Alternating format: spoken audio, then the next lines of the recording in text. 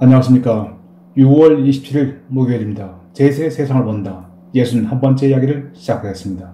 오늘은 S-400 미사일 도입, 인도는 OK, 터키는 NO라는 제목으로 말씀드리겠습니다. 폼페이오 국무장관이 6월 25일부터 27일까지 인도를 방문합니다. 인도 외무장관과 회담을 갖고 최근 미국과 인도 관계에 걸림돌로 작용해온 주요 외교 현안을 협의하게 됩니다. 인도와 미국 간의 당면 외교 현안은 세 가지로 요약됩니다. 즉, 인도의 러시아제 지대공 미사일 방어 체계 S-400 도입 문제, 인도의 이란산 원유 도입 문제, 그리고 미국의 인도에 대한 개발도상국 일반 특혜 관세제도 폐지와 이에 대한 인도의 보복 관세 부과 등 양국 간 무역 분쟁입니다. 그러면 쟁점 사안을 차례로 짚어보겠습니다. 첫째, S-400 도입 문제입니다. 인도는 2018년 10월 러시아제 S-400 방공미사일 시스템을 미화 52억 달러, 우리 돈으로 약 6조 원에 도입하는 계약을 체결했습니다. 2020년 말에 러시아로부터 미사일 인도를 앞두고 있습니다.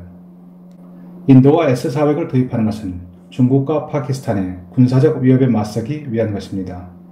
그러나 그간 미국 정부는 인도가 S-400을 도입할 경우 적성국 제재법에 따라 제재 대상이 될 것이라고 경고해왔습니다. 2017년 8월 제정된 적성국 제재법은 러시아, 이란, 북한 등 미국의 적성국들과 무기 거래를 하는 국가를 제재하는 법률입니다. 미국은 이미 중국에 대해 이 법을 적용해서 제재를 부과한 적이 있습니다. 미국은 2018년 9월 중국이 러시아로부터 수호이 35 전투기와 S-400 미사일을 도입했다는 이유로 중국 국방부 산하 장비 개발 조직을 적성국 제재법에 따라 미국의 제재 대상에 올렸습니다. 그리고 미국은 인도 역시 S-400 미사일을 도입할 경우 미국의 제재를 피하기 어려울 것이다 라고 경고해왔습니다. 다음 두 번째로 인도의 이란산 원유 도입 문제입니다. 미국은 금년 5월 2일부로 한국, 일본, 중국, 인도 등 8개국에 부여한 이란산 원유 도입 유예 조치 연장을 중단했습니다. 에너지의 대외 의존도가 높은 인도는 미국 정부에 대해 이란산 원유를 계속 도입할 수 있도록 유예 연장을 요청해왔습니다. 다음 세 번째입니다. 미국은 금년 3월 무역 불균형과 무역 장벽을 이유로 인도에 대해서 개발도상국 일반 특혜 관세제도 GSP를 철회했습니다. 인도는 미국의 GSP 최대 수혜국으로서 2017년 기준으로 미국에 56억 달러 규모의 상품을 무관세로 수출해서 연간 1억 9천만 달러의 혜택을 누렸습니다. 그러나 6월 4일부로 특혜 부여가 종료되었습니다. 이에 인도는 6월 15일에 미국산 아몬드와 사과, 렌즈콩 등을 포함한 28개 미국 제품에 대한 관세를 인상할 것이라고 발표했습니다. 2억 4,100만 달러에 달하는 규모입니다. 그런데 이번 폼페이오 장관과 자이샹카르 인도 외무장관은 솔직하고 진솔한 대화와 기브앤테이크를 통한 상호 윈윈 전략으로 양국 간의 현안을 큰 틀에서 해결하는 외교력을 과시했습니다. 고수들의 협상의 기술이 빛난 한판입니다. 세부적인 교섭 내용을 살펴보겠습니다. 첫째, 미국은 인도의 S-400 도입에 대해 제재를 부과하지 않는 방향으로 전향적으로 검토하겠다는 입장을 내놓았습니다. 인도가 러시아로부터 전투기, 함정, 잠수함 등 상당량의 무기를 도입해온 역사적인 특수 상황을 고려하겠다는 의미입니다.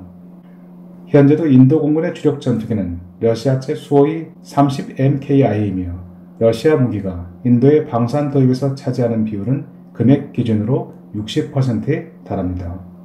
미국의 인도에 대한 방산 무기 수출은 2008년 제로에서 올해는 180억 달러까지 확대되었지만 아직 러시아에 비해서는 역부족입니다. 미국은 중국의 S-400 미사일 도입에 대해서는 제재 조치를 취하고 같은 나토 회원국인 터키의 S-400 도입에 대해서는 F-35 스텔스 전투기 판매 불가, 나토 퇴출 가능성까지 내비치며 결사 반대하고 있습니다. 그런데 인도에 대해서는 S-400 도입을 허용할 수 있다는 전혀 다른 태도를 보인 것입니다. 이는 물론 인도가 가진 지정학적 위치가 절대적으로 작용했습니다. 미국은 인도가 S-400 미사일을 중국과의 국경 지역에 배치하겠다는 계획에 일단 만족을 표시했습니다. 미국은 중국에 대한 육상과 해상 포위 작전에서 중국의 배후에 있는 거대 국가 인도가 지닌 전략적인 가치를 새롭게 인식하고 있는 중입니다. 인도의 S-400 미사일이 중국을 배후에서 압박할 수 있다면 미국으로서는 도입 저지에 목을 맬 이유는 없는 셈입니다. 또한 러시아제 S-400과 미국산 F-35 스텔스 전투기를 기어코 동일한 공간에서 함께 운용하겠다는 터키와 달리 인도가 미국으로부터 스텔스 전투기를 도입할 가능성은 상대적으로 적습니다. 인도는 제5세대 스텔스 전투기를 도입하는 경우에도 미국보다는 러시아 수호이 57 전투기를 러시아와 공동 생산하는 방안을 염두에 두고 있습니다. 물론 미국으로서는 인도에 F-35를 판매할 수 없어 아쉽지만 반대로 F-35의 스텔스 비행 특성이 S-400 레이더에 추적돼서 포착될 걱정은 하지 않아도 된다는 것을 의미합니다. 미국은 파키스탄 및 중국과 수시로 군사적 충돌을 겪고 있는 인도가 미국의 제재 위협에도 불구하고 결국 S-400 도입을 강행할 것이라는 것을 잘 알고 있습니다. 미국은 S-400 도입 의도가 불분명한 터키와 달리 인도가 중국으로부터 느끼는 군사적 위협에는 충분한 이유가 있다고 판단하고 있는 것입니다.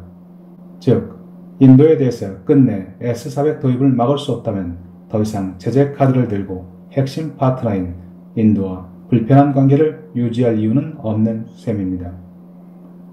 인도는 yes, 터키는 no입니다.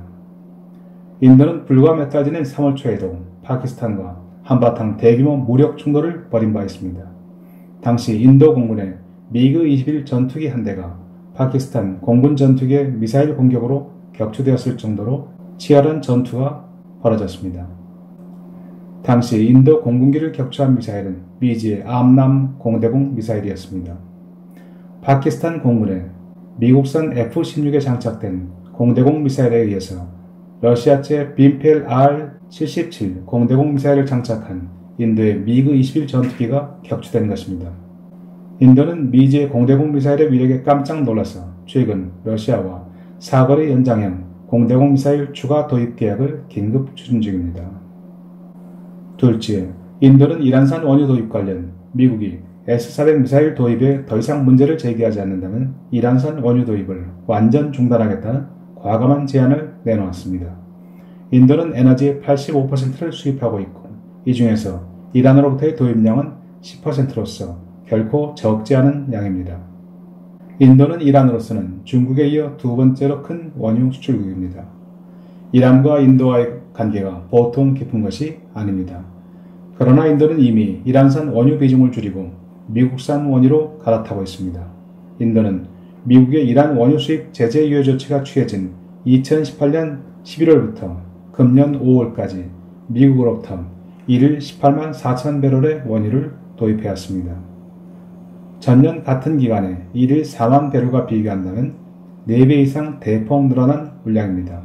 반면 같은 기간에 이란산 원유 도입은 48%나 줄어든 일일 27만 5천 배럴로 급감했습니다. 인도는 금년 5월 2일부터는 아예 이란으로부터의 원유 수입을 전면 중단하고 미국 정부에 대해 유예 조치 연장을 요청하고 있는 중입니다. 인도 외교장관은 폼페이오 장관의 이란산 원유 수입 제로 조건을 수용하겠다는 입장을 밝혔습니다. 이란의 각국 유조선에 대한 공격 및 미군 무인 정찰기 격추 사건으로 미국과 이란 간에 새롭게 전운이 깃들고 있는 가운데 더 이상 이란 편을 들기는 어렵다는 판단을 내린 것입니다. 게다가 인도 역시 이미 자국 유조선의 보호를 위해서 페르시아만의 자국 함대를 급파한 상황입니다. 인도는 원유 수송로 보호를 위해서 미국과 공동 보조를 취하면서 부족한 물량은 미국으로부터 도입하는 것이 장기적으로 에너지 안정적 공급을 위해 더 유리하다는 결론에 도달했습니다. 세 번째로 미국과 인도는 양국 간 무역 현안에 대해 쟁점화하지 않고 원만한 해결책을 찾기로 합의했습니다. 인도는 미국산 사과 및 아몬드, 철광과 알루미늄에 대한 보복관세 철회를 검토하고 미국은 전문직 비자, 즉 H-1B 쿼터에서 인도인의 쿼터를 10 내지 10%로 대폭 제한하는 조치를 추진하지 않기로 잠정 합의했습니다. 이미 미국은 중국을 제치고 인도의 최대 수출국으로 떠올랐습니다. 2018년도 양국 간의 교역액은 1,420억 달러로 2001년 대비 7배 증가했습니다. 그럼 이제 이번 인도와 미국 외교장관 간의 회담이 지닌 의의를 되새겨보겠습니다. 먼저 이번 폼페이오 국무장관의 인도 방문은 6월 28일부터 일본 오사카에서 개최되는 G20 정상회의를 계기로 열리는 트럼프 대통령과 모디 총리 간의 정상회담 의제를 사전 조율하는 것입니다. 일단 폼페이오의 방문은 기대한 만큼의 성과를 거두었습니다. 두 번째, 미국과 인도는 양국 간의 최대 현안인 S-400 도입과 이란산 원유 수입 금지 관련 서로 줄 것은 주고 받을 것은 확실히 받았습니다. 셋째, 미국으로서는 이란 사태를 둘러싸고 인도의 지지를 이끌어냄으로써 국제사회의 지지 확보를 위한 유리한 포석을 두는 데 성공했습니다. 미국이 호르무즈 해협에서 유조선의 안전한 항해를 보장하기 위해 추진 중인 다국적 유조선 호위 함대 구성에 있어 인도양을 아우르는 인도가 합세할 수 있다면 그야말로 미국으로서는 천군만마를 얻은 셈입니다. 넷째, 미국은 중국과 이란에 대한 압박 그물을 완성하기 위해 인도를 필요로 하고 인도는 미국의 자본과 기술 그리고 방산 및 원자력 분야의 협력을 필요로 한다는 점을 재확인했습니다. 6월 중순 중국의 시진핑 주석과 인도 모디 총리는 키르기즈스탄 수도 비슈케크에서 열린 상하이 협력기구 정상회의를 계기로 인도 중국 간 양자회동을 가졌습니다. 이 자리에서 시진핑은 미국의 인도에 대한 관세 부과를 예로 들면서 미국의 관세 전쟁에 중국과 인도가 공동 대처해 나갈 것을 제안했습니다. 그런데 이번 폼페이오 방문을 통해 인도와 미국은 양국 간 무역 현안을 조용히 해결하기로 합의한 것입니다. 중국은 그야말로 닥쳤던 게 지붕 쳐다보는 격이 되었고 미국으로서는 미중 무역전쟁이 진행되는 상황 속에서 중국, 인도 간의 공동전선 형성을 사전 차단하는 성과를 거둔 것입니다. 다섯째, 인도는 특히 미중 무역전쟁이 심화되면서 중국을 떠나는 외국 기업들의 인도 유치에 나서고 있으며 이를 선도하기 위해서 미국 대기업들의 인도 진출을 적극 희망하고 있습니다.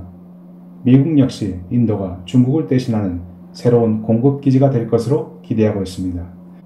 예를 들어 미국은 5G 장비 관련해서 중국 기업이 생산하는 제품은 물론 외국 기업이 중국에서 생산하는 물품에 대해서도 미국 내 수입 금지 조치를 검토하고 있을 정도로 중국 이외 지역에서의 설계 및 생산을 모색하고 있는 중입니다. 인도로서는 이래저래 미국 시장 접근을 위한 문이 활짝 열린 셈입니다. 지난 5월 31일 새롭게 인도 외교장관에 임명된 자이샹카르 장관은 세계를 제집 안방처럼 헤집고 다니는 폼페이오 미 국무장관과 담판을 벌이면서 능숙하게 회담을 끌어나갔습니다.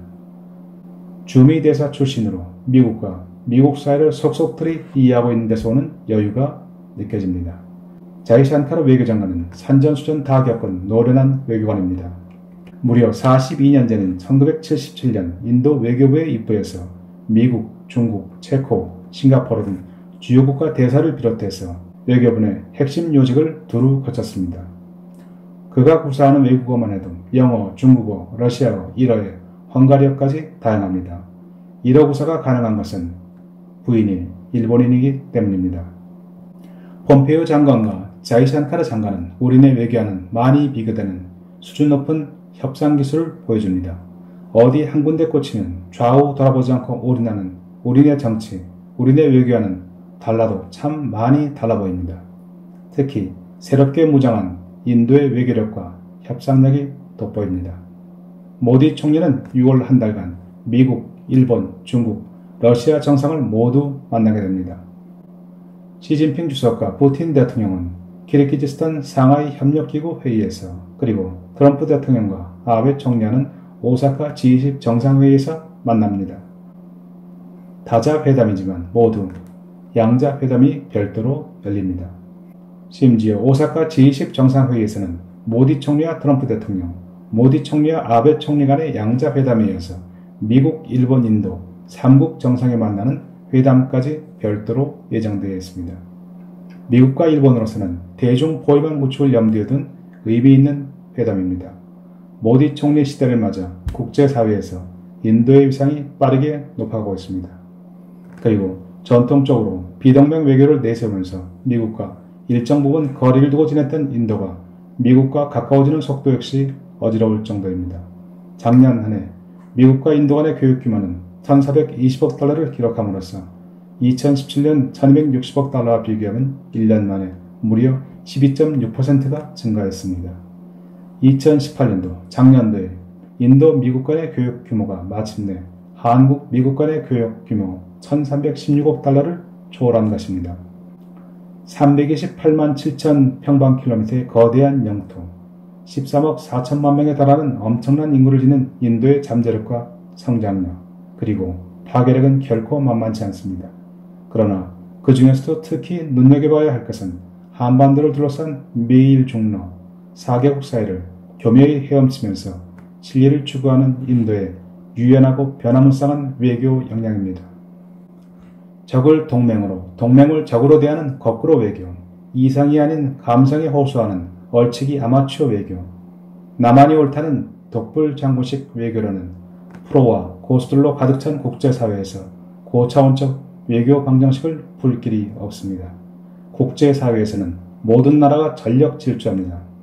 빠르게 변하는 국제정세를 도외시한 채 세워라 내워라 건들거리다가는 결국 혼자서 저 멀리 뒤처지게 마련입니다. 오늘도 끝까지 함께해 주신 여러분 감사합니다.